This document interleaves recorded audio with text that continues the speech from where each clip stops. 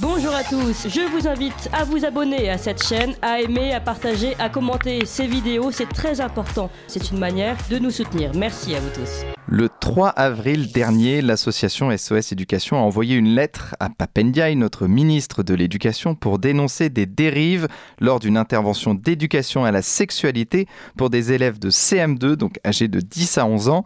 Donc SOS Éducation explique qu'un enfant sur deux entre au collège sans avoir acquis le niveau requis en lecture, en expression écrite, en mathématiques de base, qu'en zone d'éducation prioritaire, un élève sur trois arrive en sixième avec une vitesse de lecture correspondant à celle attendue pour un élève de CE2, alors qu'il n'y a jamais eu autant de cas de harcèlement à l'école.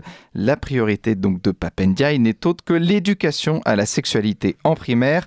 Donc un enseignement au nom de la lutte contre les discriminations sexistes, contre les sévices sexuels et pour l'égalité femmes-hommes. Alors je vais énumérer quelques citations de cet enseignement d'une infirmière de l'éducation nationale restituée par des enfants de 10 ans. Alors chers auditeurs, c'est pas très beau à entendre, mais il faut quand même dire les choses. Voilà, donc ce qui a été dit dans ce cours, c'est: pour le plaisir, une femme suce le pénis du garçon. On peut faire le sexe dans les fesses. Dites aux parents de vous vacciner contre le papillon, c'est encore autre chose. Et pour changer de sexe, prendre des médicaments. On peut prendre des médicaments donc pour bloquer la barbe et les poils. Donc voilà, ça c'est l'enseignement indispensable appris à des enfants de CM2, donc de 10 ans, pendant un cours d'éducation à la sexualité. Alors pour en parler, nous sommes avec Sophie Audugé. Bonjour Sophie Audugé. Bonjour à tous. Donc vous êtes déléguée générale de SOS Éducation, puis nous sommes avec Régis Bruno, pédiatre et pédopsychiatre, expert au tribunal sur des affaires d'abus sexuels sur mineurs. Bonjour Régis Bruno. Oui, bonjour. Merci de nous donner la parole. Merci à vous. Je suis médecin retraité, j'étais expert, mais j'ai écrit en particulier un ouvrage sur mon expérience de ces témoignages d'experts et mon expérience professionnelle, mais c'est une expérience d'être expert auprès des tribunaux qui ajoute et qui m'a donné envie justement d'écrire toutes les dérives qu'il y a actuellement sur une idée principe, c'est qu'il existe une sexualité chez les enfants, ce qui n'a aucune base scientifique. Alors, est-ce que vous pouvez nous rappeler le titre de votre livre ? Il s'appelle « Préserver l'innocence des enfants ». Préserver l'innocence des enfants. Très bien. Alors, je vais me tourner vers vous, Sophie Audugé. Alors, comment vous avez connu cette affaire ? Comment cette affaire est parvenue jusqu'à vous, SOS Éducation ? Alors en fait, nous faisons partie d'un collectif qui s'appelle l'Union pour la protection et la santé des enfants. Et dans ce collectif, nous travaillons étroitement avec les Mamans Louves, qui est une association de parents, d'élèves, qui sont très actifs en local sur tout le territoire français. Et donc, nous sommes en lien permanent et nous recevons, que ce soit l'association Les Mamans Louves ou nous, SOS Éducation, de très nombreux témoignages. Et nous avons constaté depuis les derniers mois de plus en plus de témoignages de parents qui nous interpellaient, d'enseignants qui nous interpellaient, en nous disant, écoutez, il se passe quelque chose qui est quand même assez effrayant, c'est pas normal, on sent qu'il y a un changement de cap. Et ça nous inquiète beaucoup. Alors, on savait déjà qu'il y avait beaucoup d'associations indépendantes qui allaient faire ce cours dit cours d'éducation à la sexualité. Mais je dirais qu'on a vu quand même un changement ces derniers mois qui nous a particulièrement interpellés, avec des retours de parents qui étaient un peu choquants et puis des enseignants qui étaient tout à fait opposés à ce qui se passait. Jusqu'à ce 31 janvier où là... les Mamans Louves ont été contactées par des parents extrêmement choqués qui ont récupéré leurs enfants donc entre midi et 14h, enfin au moment du déjeuner, et avec des enfants qui étaient vraiment choqués et qui ont reporté les propos que vous avez énoncés juste avant. Donc les parents ont informé l'établissement, ils ont appris, ils ont posé des questions, ils ont cherché à comprendre ce qui s'était passé. Il y avait donc cette infirmière qui a fait cette séquence, qui est la quatrième séquence d'un programme qui s'est étendu sur plusieurs semaines. Et puis ils ont appris que la maîtresse n'était pas là, donc l'infirmière était seule avec les enfants. Ils ont appris qu'en fait l'infirmière avait des boîtes dans lesquelles des enfants, qui n'étaient pas d'ailleurs nécessairement ceux auxquels elle a passer ces informations, si on peut parler ainsi, qui était donc avait posé des mots, des interrogations dans une boîte, et elle avait pioché dans cette boîte pour répondre, considérant qu'elle devait répondre à toutes les questions qui étaient posées par un ou plusieurs enfants, mais d'y répondre de manière collective. Donc les parents se sont offusqués déjà de la démarche, et puis on demandait à la maîtresse comment il était possible de tenir des propos de cette nature-là à des enfants si jeunes, très différents dans leur maturité par rapport à la question, et surtout, comme l'a rappelé le docteur Régis Bruno, de parler d'une sexualité d'adulte à des enfants qui n'ont pas effectivement cette maturité, et pour lequel c'est clairement une effraction psychique. Donc la maîtresse était embarrassée, beaucoup moins choquée que les parents, il faut le dire quand même, beaucoup moins choquée que les parents, et a reposé la même question aux enfants l'après-midi en disant « il semblerait que vous ayez été choqués ». Et les enfants ont répété exactement les mêmes propos. C'est ça qui est important, hein, c'est que effectivement, il n'y a pas de... Personne ne dit que ces propos-là n'ont pas été tenus, n'ont pas été rapportés par les enfants. Et puis, donc, du coup, les parents sont allés vers le chef d'établissement qui a exprimé, bon, oui, effectivement, qu'il s'agissait de propos inappropriés. Et puis, on en reste là, circuler, il y a rien à voir. Mais ça n'a pas convenu à un certain nombre de parents qui ont décidé de solliciter l'expertise des mamans Louvre et Nôtre et de nous demander si ça, c'était quelque chose quand même qui était possible de pratiquer en France, et est-ce qu'il y avait eu un grave manquement. Et c'est là où la question est délicate. C'est-à-dire que finalement, cette infirmière a évidemment pas agi dans le sens de l'intérêt des enfants, évidemment, mais elle a agi d'une certaine manière dans ce que disent un certain nombre de textes qui notamment viennent de l'OMS, qui notamment viennent d'une histoire, on pourra refaire le cheminement ensemble, parce que ce qui est intéressant, pourquoi il se passe ça? Est-ce que c'est quelque chose qui est complètement hors cadre et sans contrôle, et auquel cas c'est exceptionnel, c'est une erreur grave de l'enseignante et ça ne se reproduira plus jamais? Ou est-ce que finalement, il y a quelque part une autoroute qui, quelque part d'une certaine manière, idéologiquement, peut permettre à des enseignantes ou à des infirmières de justifier que ce qu'elles font, elles ont de bonnes raisons de le faire, que d'autres le font dans d'autres pays, que ça correspond aux normes dites de standards à l'éducation à la sexualité prônées par l'OMS, donc l'Organisation mondiale de la santé, puis l'IPPF, qui est en gros le planning aux États-Unis, le planning entre guillemets qui donne des consignes internationales, le planning familial. Et là, si vous voulez, c'est vraiment là où est toute la question, c'est-à-dire que notre inquiétude aujourd'hui ne porte pas sur ce cas isolé, il porte sur tous les autres cas dont on a déjà connaissance, et il porte également sur le fait que viennent en opposition des circulaires du ministère de l'Éducation nationale, notamment la dernière signée de la main de Pape Ndiaye, qui donne quand même des consignes, en tous les cas en élémentaire, de ne pas prononcer, si vous voulez, des terminologies et des pratiques ou des domaines qui seraient stricto sensu sexuels. Alors là, on voit bien qu'on est dans un niveau de spécification de pratiques sexuelles qui sont des pratiques, tout d'abord, adultes, évidemment, mais pire que cela, des pratiques qui ne sont pas celles communément réparties chez des adultes, qui ne sont peut-être même pas celles des parents de ces enfants, et qu'on se doute bien que quand on met ça dans la tête des enfants, d'ailleurs, d'une manière de normalité,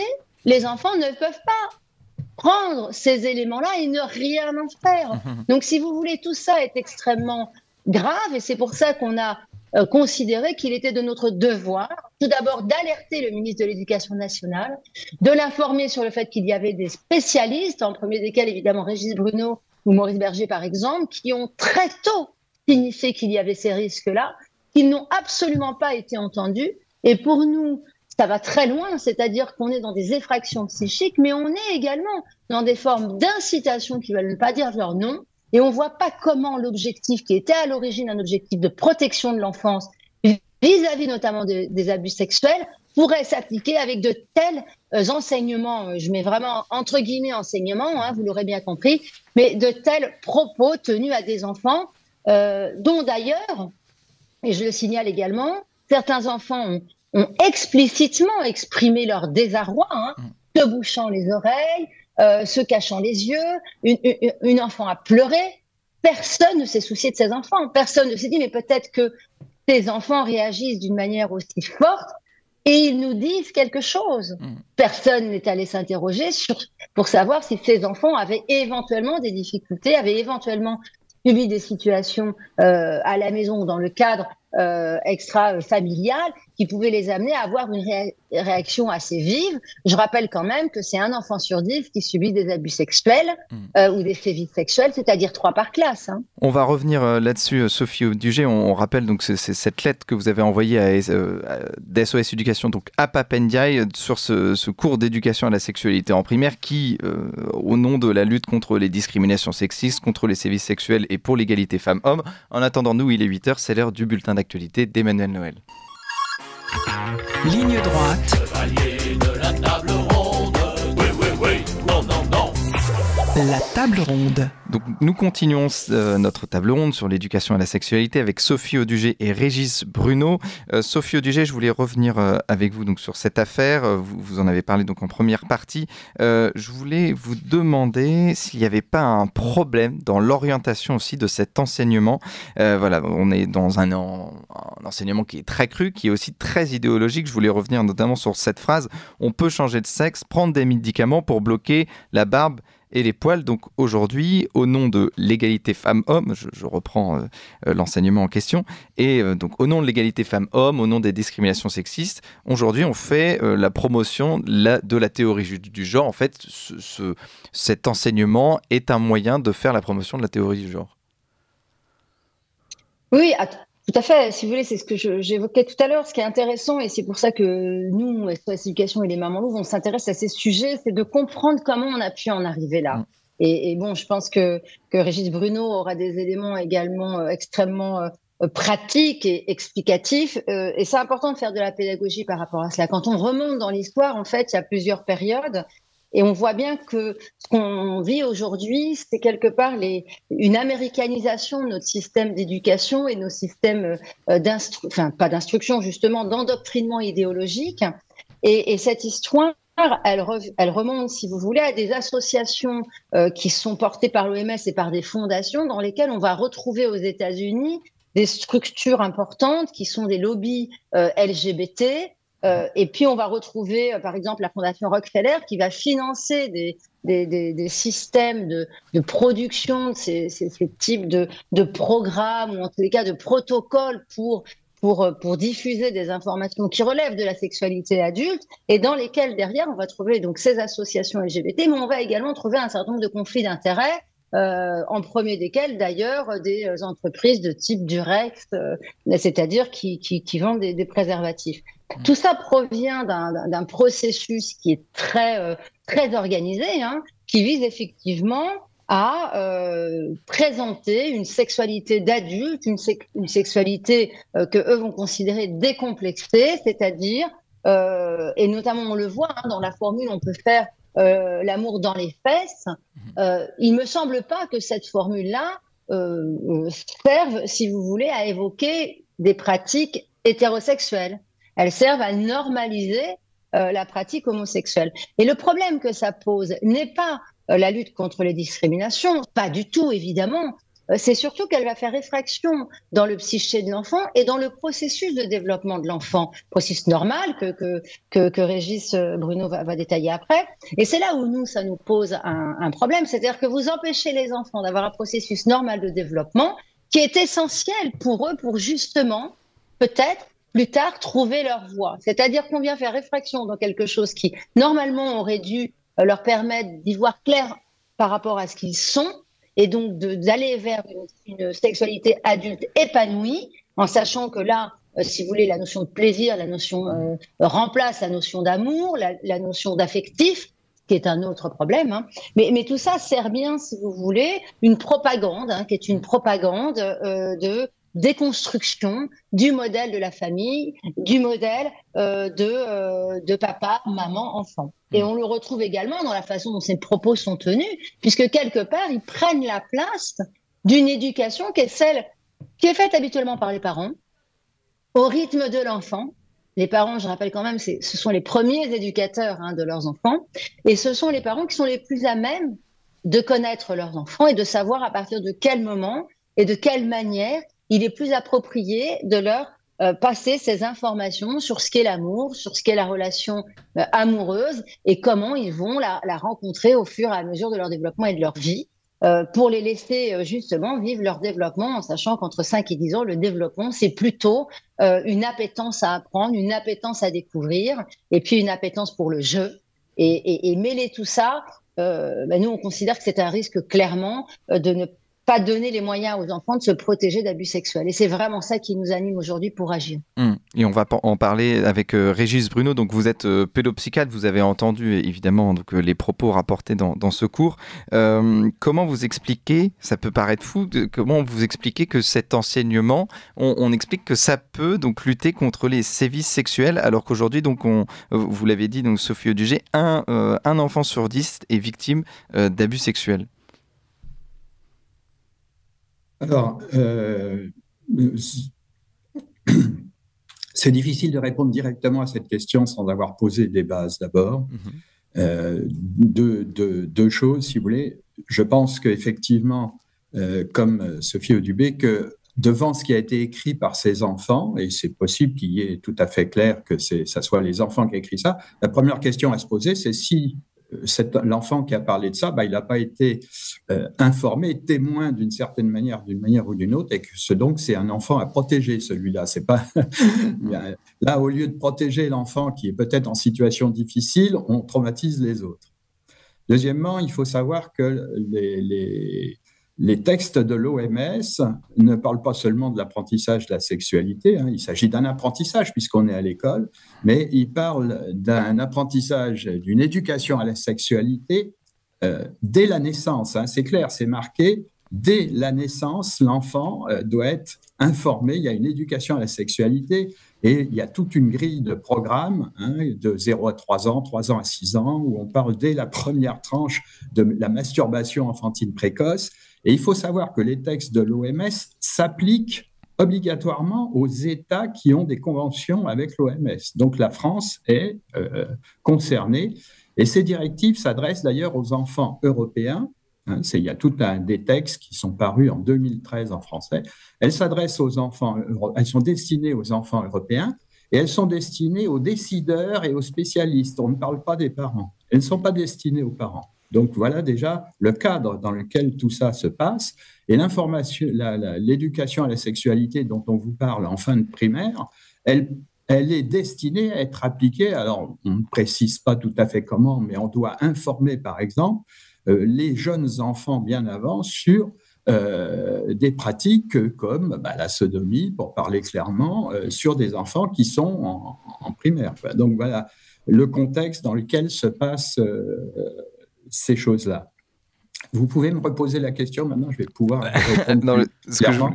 Comment se fait-il que l'éducation nationale puisse croire que ce type d'enseignement va lutter contre les sévices sexuels ? On rappelle tout de même que... pour répondre, donc voilà, ce type d'enseignement, pour lutter contre les sévices sexuels, ce qui est assez surprenant d'ailleurs, c'est qu'on voudrait essayer de protéger les enfants contre un certain type de danger qui est le danger sexuel. Or, les enfants, ils sont en danger en ce moment. Dans notre société, il y a de multiples dangers. Il y a les accidents de la voie publique, il y a la proposition de drogue en particulier qui commence très tôt maintenant, etc. Donc non, c'est une éducation qui est juste centrée là-dessus.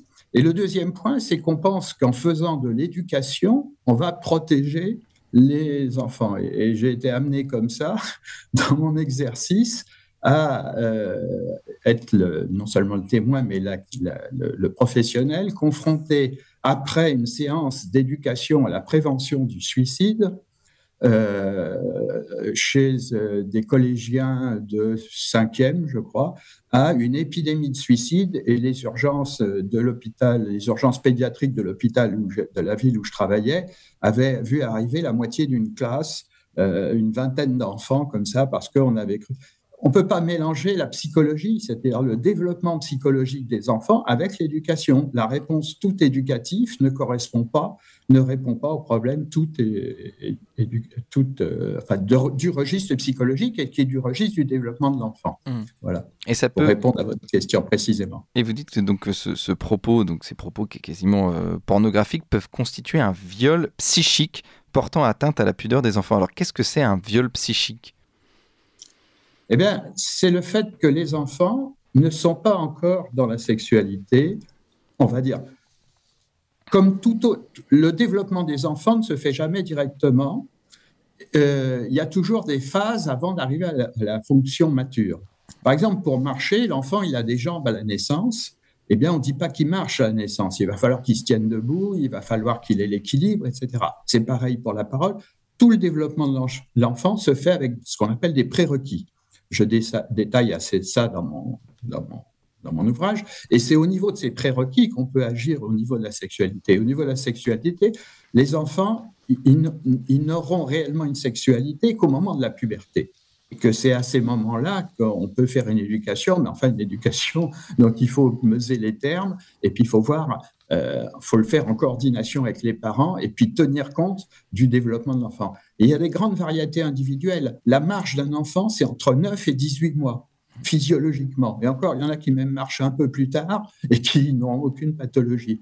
Donc ça veut dire que il y a des enfants qui vont avoir des préoccupations sur la sexualité plutôt que d'autres, et en particulier, peut y avoir des filles qui ont des pubertés plus précoces maintenant, mais qui, au niveau psychologique, sont encore dans une mentalité d'enfant.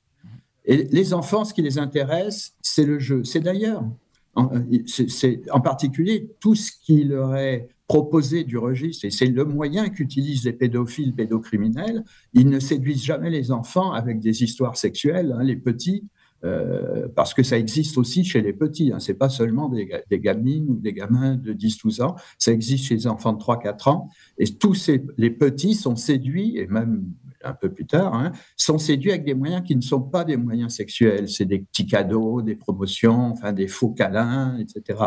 Et donc, c'est ça qui traumatise l'enfant. C'est-à-dire qu'il n'est peut-être pas forcément d'ailleurs traumatisé d'emblée.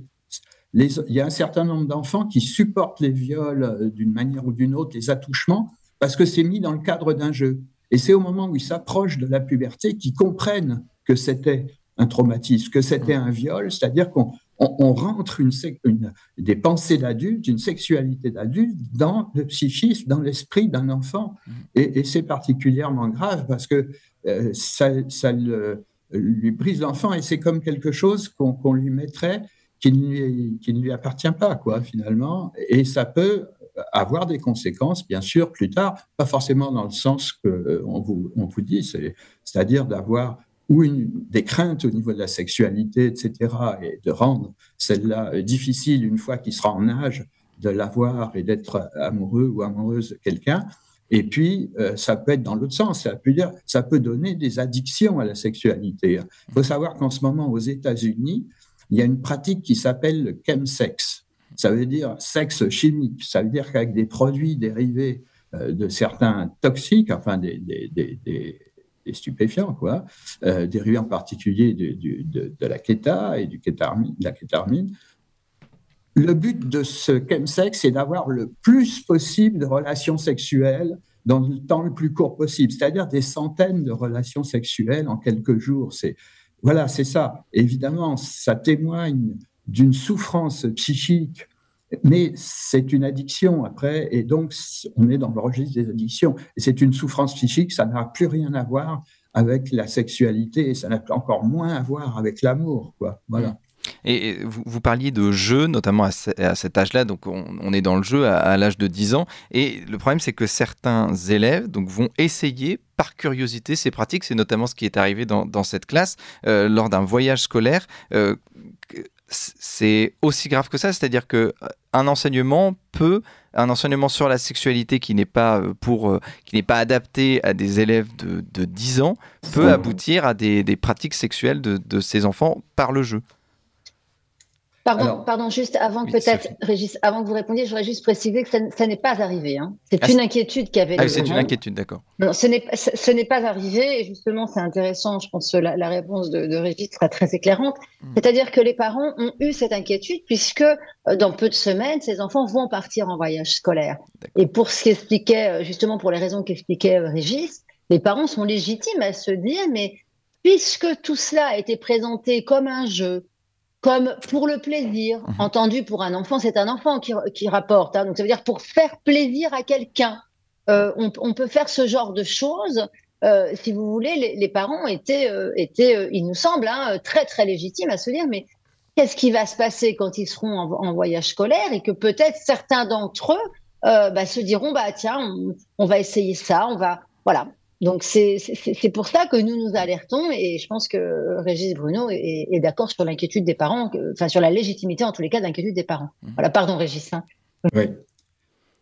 Alors si je peux reprendre, une des caractéristiques de l'enfant, c'est de la suggestibilité. Donc je les compare des fois, moi, à une éponge avec 2 grandes antennes. Je trouve que ça définit assez bien leur suggestibilité. Et puis, ils sont dans l'imitation.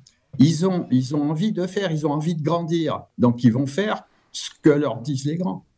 Alors, pour vous donner le risque là effectivement qu'il y ait des choses qui se passent, pendant mon exercice, j'ai été confronté une fois à l'histoire dans une école de petits garçons qui se faisaient des fellations dans les toilettes. Alors, je ne vais pas vous poser la question parce que je vais vous dire tout de suite, c'était en moyenne section d'une classe de maternelle.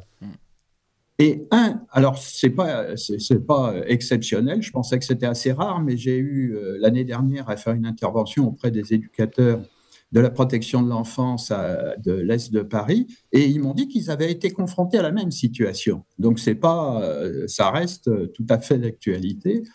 Un des enfants, évidemment, notre réaction n'avait pas été de dire à l'époque, ni celle des éducateurs d'ailleurs, il faut leur apprendre ce que c'est qu'une fellation. On va leur apprendre à faire une fellation. Non, ça a été de chercher qu'est-ce qui s'est passé, quel est l'enfant. Et il y avait effectivement un enfant qui, on va dire, sur un spectacle de film porno chez lui, dont les parents n'étaient peut-être pas, disent qu'il n'était pas au courant, qu'il voyait, qui avait vu ça. Donc lui, après, c'était le leader dans la classe. Il a fait avec les petits, avec ses copains, ce qu'il avait vu. Il s'est donné un intérêt. Voilà comment le risque que ça parle. Et je vous ai parlé tout à l'heure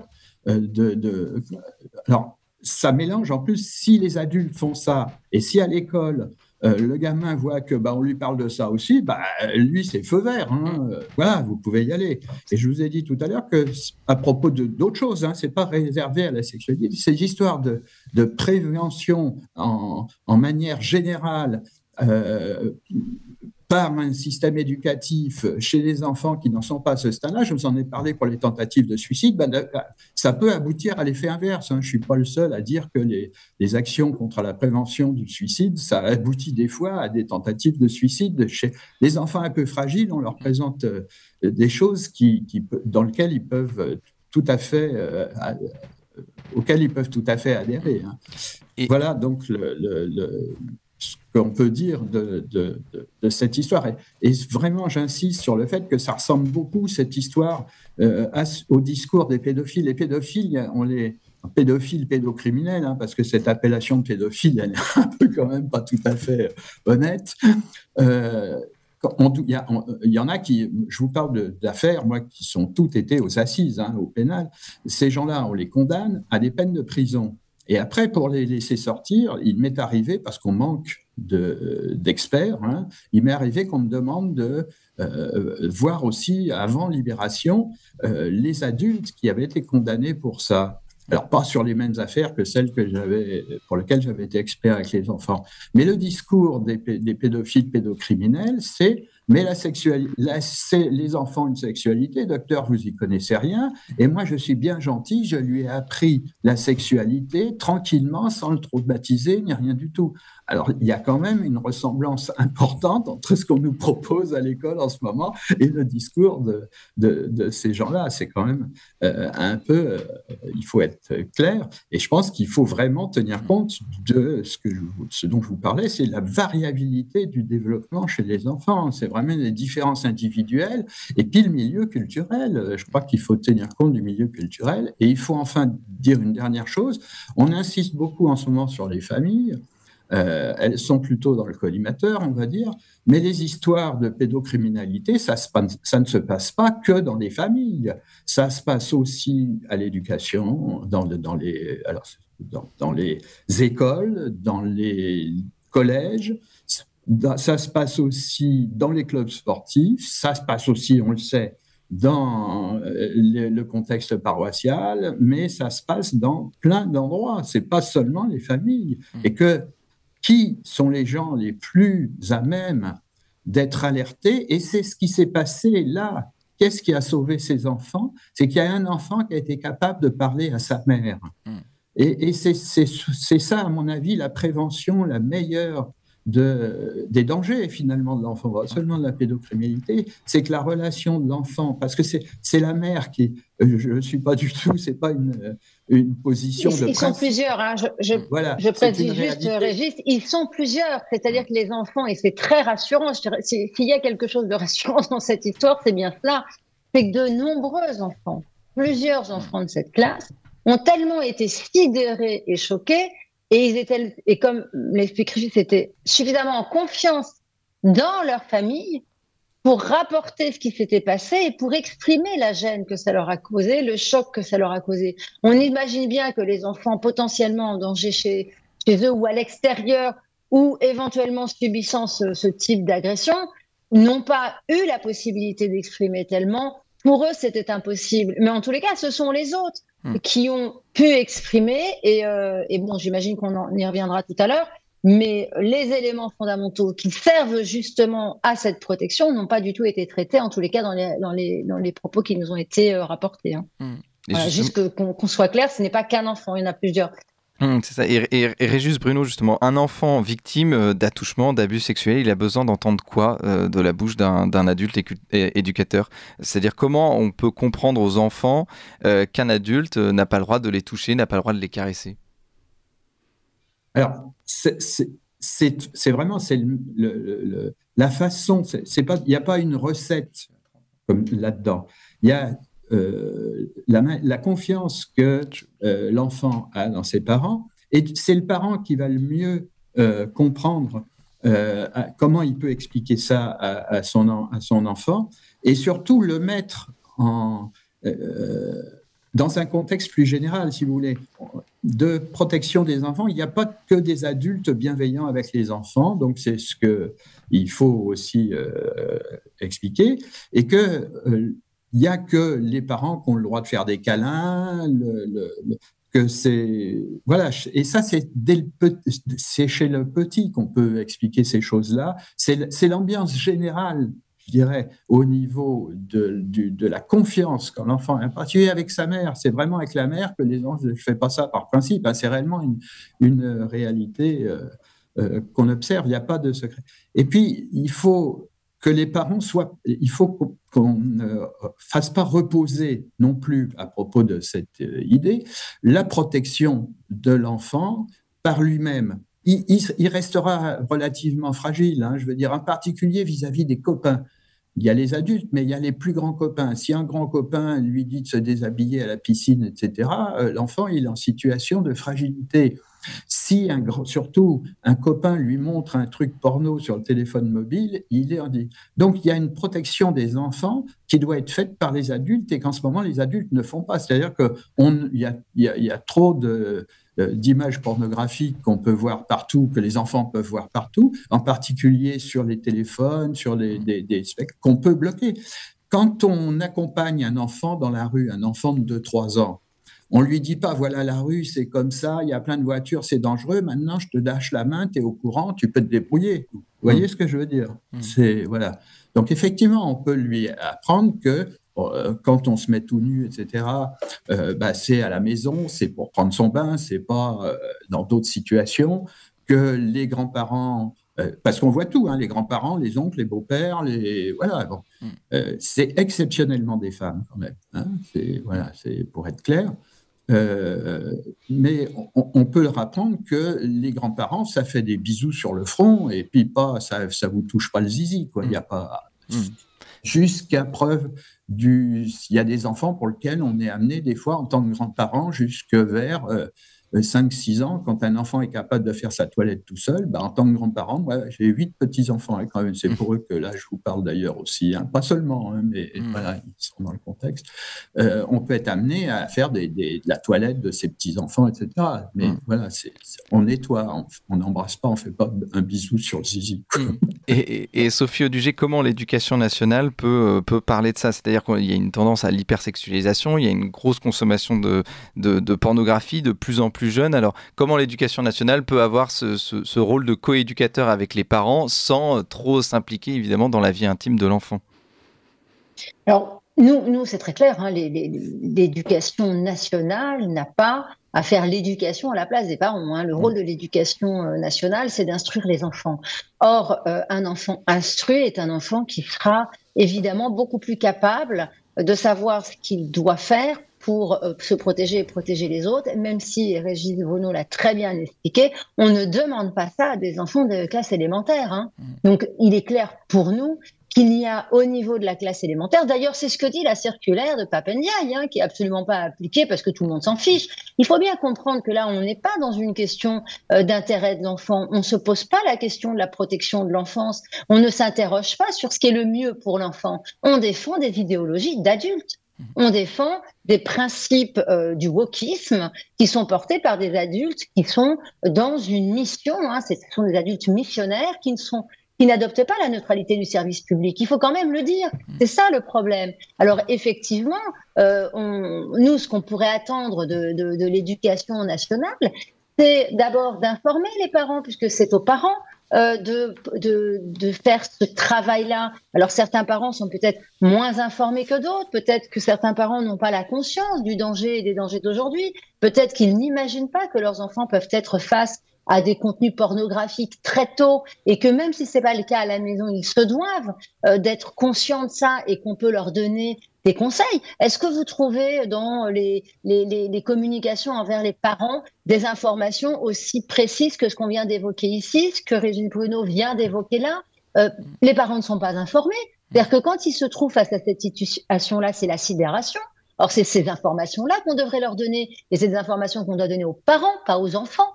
Et ça, déjà, il me semble que ça serait un travail essentiel de rappeler aux parents un certain nombre de principes fondamentaux pour le bon développement de leur enfant, et comment ces enfants, on peut les laisser grandir, leur permettre d'utiliser tout leur temps à l'école pour apprendre, parce que c'est ce dont ils ont besoin à cet âge-là.